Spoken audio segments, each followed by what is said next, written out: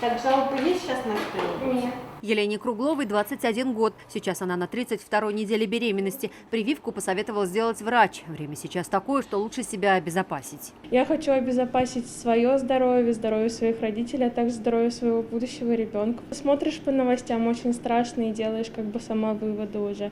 То, что лучше стоит, лучше привиться. Айгуль Каримова 1,5 года назад прививалась спутником Лайт. Через 1,5 месяца забеременела. За себя и за малыша теперь не боится. Сейчас как бы вот вирус очень сильно прогрессирует, и для того, чтобы уж не заразиться и не заболеть, мало ли потом, как перенесется беременность. За последние полгода только в этой женской консультации ковидом переболели 77 беременных женщин, которые здесь стояли на учете. В итоге некоторые из них попали в больницу, есть и те, кто оказался в реанимации. Вакцинация – хорошая возможность для беременных перенести заболевание легче. Привитый человек, он не заболевает, он просто устойчив становится к инфекции к данной.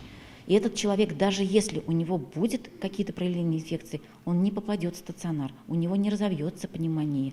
Данная беременная не будет страдать от пневмонии, тем более не будет страдать ее ребенок. В этой женской консультации Казани за месяц привились 4 будущие мамы и 24 девушки, которые только планируют беременность. Юлия Гоголева, Данил Филатов, ТНВ, Казань. Закажи рекламу на ТНВ. Телефон в Казани 5 705 100.